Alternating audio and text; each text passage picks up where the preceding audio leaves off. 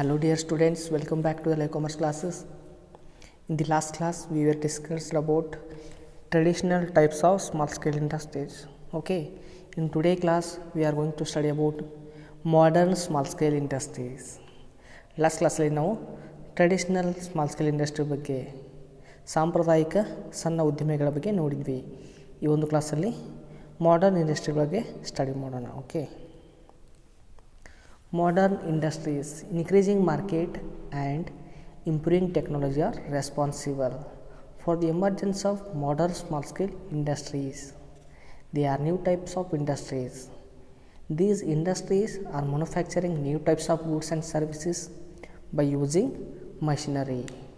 Modern industries require slightly higher amount of capital. However, okay, modern industry ಅಂದರೆ ಏನು?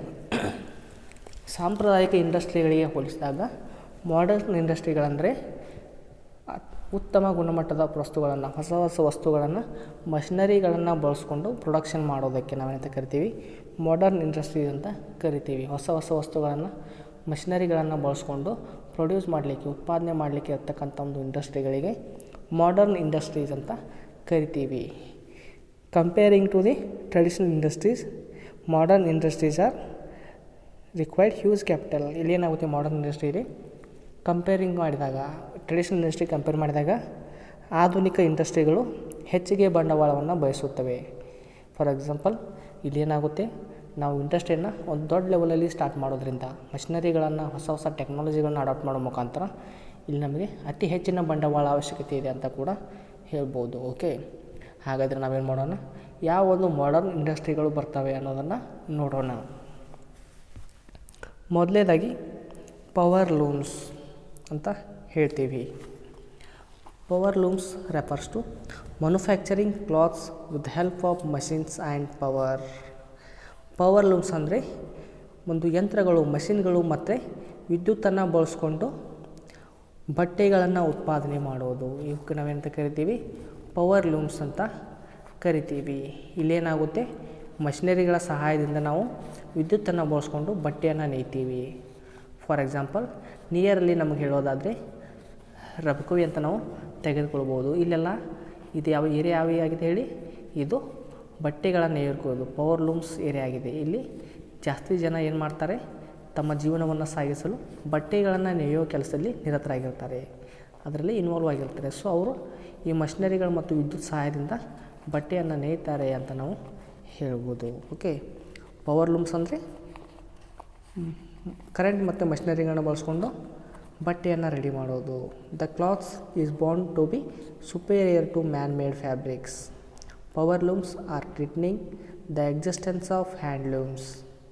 Gujarat, Maharashtra, Tamil Nadu, Andhra Pradesh and Karnataka are the leading states having power looms. Power ಲೂಮ್ಗಳು ಇದು ಏನಾಗಿದೆ, ಹ್ಯಾಂಡ್ಲೂಮ್ಗಳ ಒಂದು ಕೈಮಗ್ಗಗಳು ಒಂದು ಮುಂದುವರೆದ ಭಾಗ ಆಗಿದೆ. ಹ್ಯಾಂಡ್ಲೂಮಲ್ಲಿ ನಾವೇನು ಮಾಡ್ತೀವಿ, ಕೈಗಳಿಂದ ಬಟ್ಟೆಗಳನ್ನ ನೇಯ್ತೀವಿ, ಚರಕದ ಸಹಾಯದಿಂದ ಕೈಗಳಿಂದ ಬಟ್ಟೆಗಳನ್ನ ನೇಯ್ತಾ ಇದ್ವಿ. ಆದರೆ ಪವರ್ ಲೂಮ್ಸಲ್ಲಿ ಆ ರೀತಿಯಲ್ಲ, ಮಷಿನರಿಗಳ ಸಹಾಯದಿಂದ ನಾವು ಬಟ್ಟೆಗಳನ್ನು ನೇಯ್ತೀವಿ ಅಂತ ಹೇಳ್ಬೋದು. ಓಕೆ, ಅದೇ ರೀತಿಯಾಗಿ ಈ ಕೈಮಗ್ಗಗಳು ಜಾಸ್ತಿ ಎಲ್ಲಿ ಕಂಡು ಬರುತ್ತೆ ನಮಗೆ? ಕರ್ನಾಟಕದಲ್ಲಿ ಆಗಿರ್ಬೋದು, ಮಹಾರಾಷ್ಟ್ರ, ತಮಿಳುನಾಡು, ಗುಜರಾತ್, ಆಂಧ್ರ ಪ್ರದೇಶ ಇಂಥ ಒಂದು ಸ್ಟೇಟ್ಗಳೇ ನಾವು ಜಾಸ್ತಿ ಪವರ್ ಲೂಮ್ಗಳನ್ನು ಕಾಣ್ತೀವಿ ಅಂತ ಹೇಳ್ಬೋದು. ಕೈಮಗ್ಗಗಳಿಗೆ ಹೋಲಿಕೆ ಮಾಡಿದಾಗ, comparing to the handlooms, power looms are more faster. ಕೈಮಗ್ಗಗಳಿಗೆ ಹೋಲಿಕೆ ಮಾಡಿದಾಗ ನಾವಿಲ್ಲಿ ಮಷಿನ್ಗಳ ಮುಖಾಂತರ ಬಟ್ಟೆಗಳನ್ನ ರೆಡಿ ಮಾಡೋದ್ರಿಂದ ಇಲ್ಲಿ ತುಂಬಾ ಫಾಸ್ಟಾಗಿ ನಾವು ಬಟ್ಟೆಗಳನ್ನ ರೆಡಿ ಮಾಡ್ಬೋದು ಅಂತ ಹೇಳ್ಬೋದು. ಓಕೆ, ಸೊ ಪವರ್ ಲೂಮ್ಸ್ ಕೂಡ ಒಂದು ಆಧುನಿಕ ಉದ್ದಿಮೆಯ ಒಂದು ಭಾಗ. ಇದು ಕೂಡ ಒಂದು ಆಧುನಿಕ ಸ್ಮಾಲ್ ಸ್ಕೇಲ್ ಇಂಡಸ್ಟ್ರಿಯ ಒಂದು ಭಾಗ ಅಂತ ನಾವು ಹೇಳ್ಬೋದು. Okay, second one, manufacturing industries, ಉತ್ಪಾದನಾ ಉದ್ದಿಮೆಗಳು. ಯಾವ ರೀತಿ ಸ್ಮಾಲ್ ಸ್ಕೇಲ್ ಇಂಡಸ್ಟ್ರಿಯಲ್ಲಿ ಮ್ಯಾನುಫ್ಯಾಕ್ಚರಿಂಗ್ ಇಂಡಸ್ಟ್ರಿಗಳು ಬರುತ್ತವೆ? Manufacturing industries R the modern small scale industries. They convert the raw material into finished goods.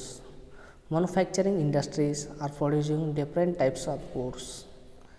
ಇಲ್ಲೇನಾಗುತ್ತೆ, ಮ್ಯಾನುಫ್ಯಾಕ್ಚರಿಂಗ್ ಇಂಡಸ್ಟ್ರಿ ಅಂದರೆ ಉತ್ಪಾದನಾ ಉದ್ದಿಮೆ ಅಂತ ಕರಿತೀವಿ. ಯಾವುದಾದ್ರೂ ಒಂದು ವಸ್ತುವನ್ನು ಉತ್ಪಾದನೆ ಮಾಡೋದು ಅಂಥ ಒಂದು ಉದ್ದಿಮೆಗೆ ನಾವು ಮ್ಯಾನುಫ್ಯಾಕ್ಚರಿಂಗ್ ಇಂಡಸ್ಟ್ರಿ, ಉತ್ಪಾದನಾ ಉದ್ದಿಮೆ ಅಂತ ಕರಿತೀವಿ. ಇಲ್ಲಿ ನಾವೇನು ಮಾಡ್ತೀವಿ, ರಾ ಮೆಟೀರಿಯಲ್ನ ಬಳಸ್ಕೊಂಡು ಮಷಿನ್ಗಳ ಸಹಾಯದ ಮುಖಾಂತರ ಅದನ್ನು ಫಿನಿಶ್ಡ್ ಗೂಡ್ಸ್ ಆಗಿ ಸಿದ್ಧ ವಸ್ತುವಾಗಿ ಟ್ರಾನ್ಸ್ಫರ್ ಮಾಡ್ತೀವಿ ಅಂತ ಹೇಳ್ಬೋದು. ಫಾರ್ ಎಕ್ಸಾಂಪಲ್, ಒಂದು ಹತ್ತಿಯನ್ನು ತೆಗೆದುಕೊಂಡಾಗ ಹತ್ತಿಯಿಂದ ನಾವೇನು ಮಾಡ್ತೀವಿ, ಮಷಿನ್ ಮುಖಾಂತರ ನೂಲನ್ನು ತೆಗೆದು ಅದನ್ನು ಬಟ್ಟೆಯಾಗಿ ರೆಡಿ ಮಾಡ್ತೀವಿ. ಸೊ ಇದು ಕೂಡ ಒಂದು ಮ್ಯಾನುಫ್ಯಾಕ್ಚರಿಂಗ್ ಇಂಡಸ್ಟ್ರಿಯಲ್ಲೇ ಬರುತ್ತೆ.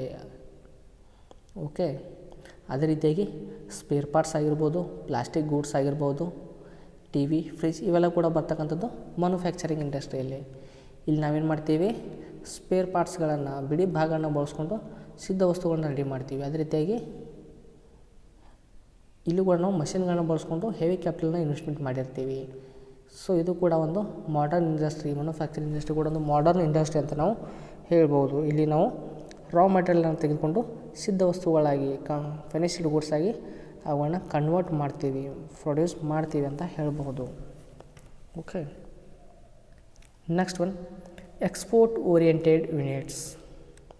ಏನು ಎಕ್ಸ್ಪೋರ್ಟ್ ಓರಿಯೆಂಟೆಡ್ ಯೂನಿಟ್ಸ್? EOU ಅಂದರೆ exports units R the modern small scale industries. These industries which export at least 30% of the annual output are called export oriented units. ಯಾವ ಒಂದು ಇಂಡಸ್ಟ್ರಿಗಳು ಎಕ್ಸ್ಪೋರ್ಟ್ ಮಾಡಲಿಕ್ಕೆ, ವಿದೇಶಿ ರಫ್ತು ಮಾಡಲಿಕ್ಕೆ ವಸ್ತುವನ್ನು ಉತ್ಪಾದನೆ ಮಾಡುತ್ತವೆ ಅಂಥ ಒಂದು ಇಂಡಸ್ಟ್ರಿಗಳಿಗೆ ನಾವೇನಂತ ಕರಿತೀವಿ, ಎಕ್ಸ್ಪೋರ್ಟ್ ಇಂಡಸ್ಟ್ರೀಸ್ ಅಂತ ಕರಿತೀವಿ. ಇಲ್ಲಿ ನಾವು ಉತ್ಪಾದನೆ ಮಾಡಿದಂಥ ವಸ್ತುವಿನಲ್ಲಿ ಮಿನಿಮಮ್ 30% ಆದರೂ ನಾವೇನು ಮಾಡ್ತೀವಿ, ಎಕ್ಸ್ಪೋರ್ಟ್ ಮಾಡ್ತೀವಿ. ಸೊ ಇಂಥ ಒಂದು ಎಕ್ಸ್ಪೋರ್ಟ್ ಮಾಡಲಿಕ್ಕೆ ಅಂತಲೇ ಇರ್ತಕ್ಕಂಥ ಒಂದು ಉದ್ದಿಮೆಗಳಿಗೆ ನಾವೇನಂತ ಕರಿತೀವಿ, ಎಕ್ಸ್ಪೋರ್ಟ್ ಓರಿಯೆಂಟೆಡ್ ಯೂನಿಟ್ಸ್, EOU ಅಂತ ಕರಿತೀವಿ. Okay, next one, ancillary industries. Ancillary industry means are those industries which manufacture various types of goods, spares, parts, components, etc. and supply of one or more mother industries. For example, supply of bags to the sugar factory. Ancillary industry ಅಂದರೆ ಪೂರಕ ಉದ್ದಿಮೆಗಳು ಅಂತ ಹೇಳ್ಬೋದು, ಪೂರಕ ಕೈಗಾರಿಕೆ ಅಂತ ಹೇಳ್ಬೋದು. ಏನು ಪೂರಕ ಕೈಗಾರಿಕೆ ಅಂದರೆ, ಆನ್ಸಿಲರಿ ಇಂಡಸ್ಟ್ರಿ ಅಂದರೆ ಒಂದು ಇಂಡಸ್ಟ್ರಿಗೆ, ಬೇರೆ ಒಂದು ಇಂಡಸ್ಟ್ರಿಗೆ ಬೇಕಾದಂಥ ವಸ್ತುವನ್ನು ರೆಡಿ ಮಾಡಿ ಕೊಡೋದು. ಫಾರ್ ಎಕ್ಸಾಂಪಲ್, ಶುಗರ್ ಇಂಡಸ್ಟ್ರಿಯಲ್ಲಿ ಉತ್ಪಾದನೆ ಆಗ್ತಂಥ ಶುಗರ್ಗಳನ್ನು ನಾವು ಸ್ಟಾಕ್ ಮಾಡಬೇಕು, ಅವುಗಳನ್ನ ಒಂದು ಚೀಲದಲ್ಲಿ ಹಾಕಬೇಕು. ಸೊ ಆ ಚೀಲವನ್ನು ಸಪೋರ್ಟ್ ಮಾಡೋದಕ್ಕೆ ಅಂತ ಇರ್ತಕ್ಕಂಥ ಇಂಡಸ್ಟ್ರಿಗೆ ನಾವೆಂತ ಕರಿತೀವಿ, ಆನ್ಸಿಲರಿ ಇಂಡಸ್ಟ್ರಿ ಅಂತ ಕರಿತೀವಿ. ಅದೇ ರೀತಿಯಾಗಿ ಒಂದು ವೆಹಿಕಲ್ಸ್ಗಳನ್ನ ತೊಗೊಂಡಾಗ ಅದರಲ್ಲಿ ಬರ್ತಕ್ಕಂಥ ಸ್ಪೇರ್ ಪಾರ್ಟ್ಸ್ಗಳನ್ನು ರೆಡಿ ಮಾಡಿ ಅದನ್ನು ಅವ್ರು ಏನು ಮಾಡ್ತಾರೆ, ಆ ಒಂದು ವೆಹಿಕಲ್ ಇಂಡಸ್ಟ್ರಿಗಳಿಗೆ ಸಪ್ಲೈ ಮಾಡ್ತಾರೆ. ಸೊ ಇಂಥ ಒಂದು ಇಂಡಸ್ಟ್ರಿಗೂ ಕೂಡ ನಾವು ಆನ್ಸಿಲರಿ ಇಂಡಸ್ಟ್ರಿ ಅಂತ ಕರಿಬೋದು. ಇವ್ರು ಏನು ಮಾಡ್ತಾರೆ, ಇವರು ಪ್ರಮುಖ ಉದ್ಯೋಗ ಕರ್ತವ್ಯ ಏನಂದರೆ ವಸ್ತುಗಳನ್ನ ರೆಡಿ ಮಾಡಿ ಅವುಗಳನ್ನ ಬೇರೆ ಇಂಡಸ್ಟ್ರಿಗಳಿಗೆ ಯೂಸ್ ಮಾಡಲಿಕ್ಕೆ ಕಳಿಸೋದು. ಓಕೆ, ಇಂಥ ಇಂಡಸ್ಟ್ರಿಗಳಿಗೆ ನಾವು ಆನ್ಸಿಲರಿ ಇಂಡಸ್ಟ್ರೀಸ್ ಅಂತ ಕರಿತೀವಿ. ನೆಕ್ಸ್ಟ್ ಒನ್, ಟಿನಿ ಇಂಡಸ್ಟ್ರೀಸ್, ಸಣ್ಣ ಉದ್ದಿಮೆಗಳು ಅಂತ ಕೂಡ ಹೇಳ್ಬೋದು. The industries which are very small are called as tiny or micro industries. Tiny industries have been redefined in the year 2006-07. Any manufacturing enterprise whose investment is up to rupees 25 lakh is called as tiny enterprise or industries. ಯಾವ ಒಂದು ಉದ್ದಿಮೆ 25 ಲಕ್ಷವರೆಗೆ ಇನ್ವೆಸ್ಟ್ಮೆಂಟನ್ನು ಮಾಡಿರುತ್ತೆ ಅಂಥ ಒಂದು ಇಂಡಸ್ಟ್ರಿಗೆ ನಾವೇನು ಮಾಡ್ತೀವಿ, tiny industry ಅಂತ ಕರಿತೀವಿ. 2006 ಮತ್ತು 2007 ಒಂದು ಇಯರಲ್ಲಿ ನಾವು ರೀಡಿಫೈನ್ ಮಾಡಿದ್ವಿ. 2006 ಡಿಫೈನ್ ಮಾಡಿರೋ ಪ್ರಕಾರ ಯಾವ ಒಂದು ಇಂಡಸ್ಟ್ರಿ 25 ಲಕ್ಷದವರೆಗೆ ಬಂಡವಾಳವನ್ನು ಹೊಂದಿರುತ್ತೆ, ಇನ್ವೆಸ್ಟ್ಮೆಂಟನ್ನು ಮಾಡಿರುತ್ತೆ, ಅಂಥ ಒಂದು ಇಂಡಸ್ಟ್ರಿಗೆ ನಾವು ಟಿನಿ ಇಂಡಸ್ಟ್ರಿ ಅಂತ ಕರಿಬೋದು. ಇದು ಸರ್ವಿಸ್ ಸೆಕ್ಟರಲ್ಲೂ ಕೂಡ ಇರ್ಬೋದು. Similarly, in case of service sector, tiny industries investment is equal to not exceed ₹10 lakh. It is important to note that more than 85% of small scale industries are tiny industries. ಒಂದು service ಸೆಕ್ಟರ್ಗೆ ಬಂದರೆ, ಸೇವಾ ಉದ್ದಿಮೆಯಲ್ಲಿ ಬಂದರೆ, ಸೇವೆಯನ್ನು ಕೊಡ್ತಕ್ಕಂಥ ಇಂಡಸ್ಟ್ರಿಗಳು ಯಾವುದು less than 10 lakh share capital, less than 10 lakh ಇನ್ವೆಸ್ಟ್ಮೆಂಟನ್ನು ಹೊಂದಿರುತ್ತೆ ಅಂಥ ಇಂಡಸ್ಟ್ರಿಗಳಿಗೆ ನಾವು ಟೀನಿ ಇಂಡಸ್ಟ್ರೀಸ್ ಅಂತ ಕರಿತೀವಿ. ಈ ಸ್ಮಾಲ್ ಸ್ಕೇಲಲ್ಲಿ ಬರ್ತಕ್ಕಂಥ ಎಲ್ಲ ಇಂಡಸ್ಟ್ರಿಗಳು ಆಲ್ಮೋಸ್ಟ್ ಟೀನಿ ಇಂಡಸ್ಟ್ರಿಗಳಾಗಿರ್ತವೆ, ಸೂಕ್ಷ್ಮ ಉದ್ಯಮಿಗಳು, ಸಣ್ಣ ಉದ್ಯಮಿಗಳಾಗಿರ್ತವೆ ಅಂತ ಹೇಳ್ಬೋದು. And last type of industry is service oriented industries. Service oriented units are those enterprise which render varies of services. Service oriented units ಅಂದರೆ ಯಾವೊಂದು ಉದ್ದಿಮೆ ಸರ್ವಿಸನ್ನು ಕೊಡಲಿಕ್ಕೆ ಸ್ಟಾರ್ಟ್ ಮಾಡುತ್ತೆ, ಯಾವೊಂದು ಉದ್ದಿಮೆ ಸರ್ವಿಸನ್ನು ಕೊಡೋದಕ್ಕೋಸ್ಕರ ರೆಡಿ ಇದೆ ಅಥವಾ ಸರ್ವಿಸನ್ನು ಕೊಡೋದಕ್ಕೋಸ್ಕರ ಇದೆ ಅಂಥ ಒಂದು ಉದ್ದಿಮೆಗೆ ನಾವೆಂತ ಕರಿತೀವಿ, ಸರ್ವಿಸ್ ಓರಿಯೆಂಟೆಡ್ ಯೂನಿಟ್ಸ್ ಅಂತ ಕರಿತೀವಿ. ಸೇವಾ ಉದ್ಯಮಿಗಳು ಅಂತ ಕೂಡ ಕರಿಬೋದು. ಸೇವೆಯ ಒಂದು ಅಂಶವನ್ನು ಹೊಂದಿರ್ತವೆ ಇವು. ಸೇವೆ ಕೊಡೋದು ಇದರ ಉದ್ದೇಶ ಆಗಿರುತ್ತೆ.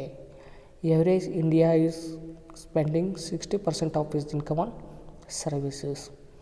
Service units include information technology, biotechnology, repairs etcetera. ನಮ್ಮ ಭಾರತದಲ್ಲಿ ನಾವು ಮಾಡ್ತಕ್ಕಂಥ ಉತ್ಪಾದನೆಯಲ್ಲಿ ಶೇಕಡ 60% ಇನ್ಕಮನ್ನು ನಾವು ಈ ಸರ್ವಿಸ್ ಸೆಕ್ಟರಲ್ಲೇ ಸ್ಪೆಂಡ್ ಮಾಡ್ತೀವಿ. ಆ ಸೇವೆಗಳು ಬ್ಯಾಂಕಿಂಗ್ ಆಗಿರ್ಬೋದು, ಇನ್ಶೂರೆನ್ಸ್ ಆಗಿರ್ಬೋದು, ಹೋಟೆಲ್ಸ್ ಆಗಿರ್ಬೋದು, ಹಾಸ್ಪಿಟಲ್ಸ್ ಆಗಿರ್ಬೋದು, ಈ ರೀತಿ ಬರ್ತಕ್ಕಂಥ ಸೇವಾ ವಲಯಗಳಲ್ಲಿ ನಾವು 60% ಅಮೌಂಟನ್ನು ಇನ್ವೆಸ್ಟ್ ಮಾಡ್ತಾಯಿದ್ದೀವಿ. For example repairs of fridge, radio, television, mobiles, ಇವೆಲ್ಲ ಇಂಥ ಒಂದು ಕೆಲವೊಂದು ಕಾರ್ಯಗಳಿಗೆ ನಾವು ನಮ್ಮ ಅಮೌಂಟನ್ನು ಇನ್ವೆಸ್ಟ್ ಮಾಡ್ತೀವಿ. Okay, these are the types of small scale industries. Last ಕ್ಲಾಸಲ್ಲಿ ನಾವು ಟ್ರೆಡಿಷನಲ್ ಇಂಡಸ್ಟ್ರಿ ಬಗ್ಗೆ ನೋಡಿದ್ವಿ, ಸ್ಮಾಲ್ ಸ್ಕೇಲ್ ಇಂಡಸ್ಟ್ರಿ ಬರ್ತಕ್ಕಂಥ ಟ್ರೆಡಿಷನಲ್ ಇಂಡಸ್ಟ್ರಿ ಬಗ್ಗೆ ನೋಡಿದ್ವಿ. ಈ ಒಂದು ಕ್ಲಾಸಲ್ಲಿ ಮಾಡರ್ನ್ ಇಂಡಸ್ಟ್ರೀಸ್ ಬಗ್ಗೆ ನೋಡಿದ್ವಿ. ಓಕೆ, ಇವೆರಡು ಸ್ಮಾಲ್ ಸ್ಕೇಲ್ ಇಂಡಸ್ಟ್ರಿಯಲ್ಲಿ ಬರ್ತಕ್ಕಂಥ ವಿಧಗಳು, ಟ್ರೆಡಿಷನಲ್ ಮತ್ತು ಮಾಡರ್ನ್. ಓಕೆ, ರಿಮೈನಿಂಗ್ ಥಿಂಗ್ಸನ್ನು ನೆಕ್ಸ್ಟ್ ಕ್ಲಾಸಲ್ಲಿ ಡಿಸ್ಕಷನ್ ಮಾಡೋಣ. Thank you.